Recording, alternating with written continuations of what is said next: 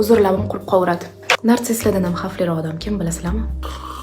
Bu dark empatlar, ya'ni qora empatlar. Bilaman, tushunmayapsiz. O'zimdan oldin empatlar kimligini tushuntirib beraman. Empat bu boshqalarning his-tuyg'ularini juda ham nozik va chuqur his qiladigan odam. U sizni so'zsiz tushuna oladi, og'riqlaringizni, zaifliklaringizni seza oladi va bir xillarida sizni o'zini mehri bilan, tushunishi bilan davolaydi ham. Endi tasavvur qiling, inson bu qobiliyatini sizni qo'llab-quvvatlash uchun emas, o'zingizga qarshi ishlatsa, ya'ni o'zining foydasi uchun. U manipulyator emas yoki narsist emas. Manipulyator yuzaki harakat qiladi yoki aybdorlik yoki qo'rquv hissiga bosim o'tkazadi. Narsist esa faqat e'tibor talab qiladi. Agar u e'tiboringizni sizdan ololmasa, kamsitishni boshlaydi. Qora empat esa to'g'ri qalbingizga kirib boradi. O'zi bu so'z yaqinda paydo bo'lishni boshladi. Menimcha amerikanskiy yoki ruscha TikToklarda ham ko'rgan bo'lsangiz kerak. O'zi ular hamma uchun juda ham yaxshi inson, qanaqadir minusi bo'lmaydi. Oddiy empat bor, o'zini sezgirligini yordam berish uchun ishlatadi. Qora empat esa uni qurol qilib ishlatish mumkin. O'zi umuman qora empatdan qo'rqish kerak emas. Ularda adolat hissi bo'ladi, ular hech qanaqa yomon qanaqadir zarar ish qilishmaydi.